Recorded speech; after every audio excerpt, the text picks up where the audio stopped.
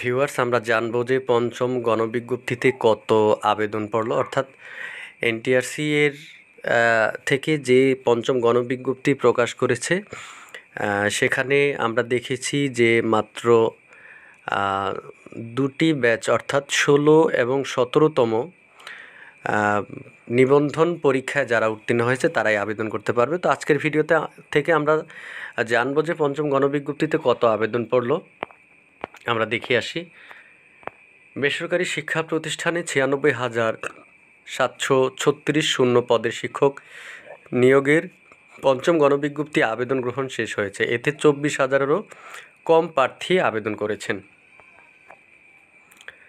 সোমবার 13 মে বেসরকারি শিক্ষক নিবন্ধন ও প্রত্যয়ন কর্তৃপক্ষ এনটিআরসি এর একাধিক কর্মকর্তার সঙ্গে আলাপকালে এই তথ্য জানা গেছে।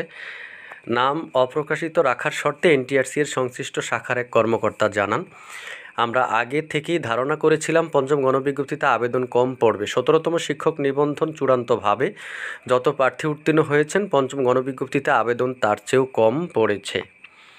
ওই কর্মকর্তা আরও বলেন, প্রাথমিকভাবে আবেদনকৃতদের মধ্যে অনেকেই বাদ পড়বেন, ফলে চূড়ান্তভাবে সুপারিশপ্রাপ্তদের সংখ্যা আরও কমবে। এই পদগুলো কিভাবে পূরণ করবেন এমন প্রশ্নের জবাবে ওই কর্মকর্তা আরও বলেন, বিষয়টি নিয়ে আমরা ভাবছি, কিভাবে পদগুলো পূরণ করা হবে সেই বিষয়ে এখনও কোনো সিদ্ধান্ত হয়নি। এর আগে গত 31শে মার্চ বেসরকারি শিক্ষা প্রতিষ্ঠানে 96,736টি পদে শিক্ষক নিয়োগের গণবিজ্ঞপ্তি প্রকাশ করে বেসরকারি শিক্ষক নিবন্ধন ও প্রত্যয়ন কর্তৃপক্ষ এনটিআরসি এর মধ্যে স্কুল অ্যান্ড কলেজ পদসংখ্যা 43,286, মাদ্রাসা ও কারিগরি প্রতিষ্ঠানে 53,450টি পদে শিক্ষক নিয়োগ দেওয়া হবে। গত 17 এপ্রিল থেকে গণবিজ্ঞপ্তিতে আবেদন গ্রহণ শুরু হয়। গত বৃহস্পতিবারে আবেদন শেষ হয়েছে। চলতি মাসে প্রাথমিক সুপারিশ করা হতে পারে। তো ভিউয়ার্স, আপনারা ইতিমধ্যে দেখেছেন যে পঞ্চম গণবিজ্ঞপ্তিতে অর্থাৎ দেখেন যেটি হচ্ছে যে চূড়ান্তভাবে যত প্রার্থী উত্তীর্ণ হয়েছে পঞ্চম গণবিজ্ঞপ্তিতে আবেদন তার চেয়েও কম পড়েছে। দেখুন, যেখানে 24,000-এরও কম প্রার্থী আবেদন করেছেন। তো আমাদের প্রশ্ন হচ্ছে যে যারা বেসরকারি শিক্ষক নিবন্ধন পরীক্ষায় অর্থাৎ যারা এনটিআরসি পরীক্ষায় যারা সনদ অর্জন করেছে, তাদেরকে বিভিন্নভাবে বয়সের মার পেছে এবং হচ্ছে যে বিভিন্ন সমস্যা দেখিয়ে তাদেরকে যে আবেদন করার সুযোগ দেয়নি।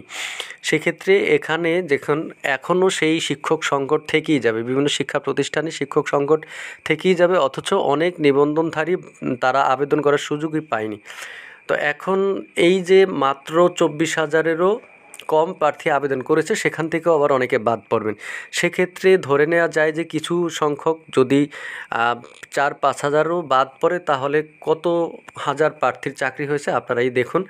তো আমরা চাই যেন এরকম সমস্যা না হোক এবং শিক্ষক সংকট দূর হোক, এবং যারা নিবন্ধনধারী আছে, দেখা গেছে যে 1 থেকে 12তম শিক্ষক নিবন্ধনধারী যারা আছে তাদেরকেও সনদ বাতিলের যে প্রসঙ্গটি আমরা সামাজিক যোগাযোগের মাধ্যমে যেটি দেখেছি, এবং তারপরে হচ্ছে 12তমর পরে 15তম পর্যন্ত যারা আছে তাদের মধ্যেও যেমন বয়সের সমস্যার কথা বলে অনেকেই বাদ দেওয়া হয়েছে।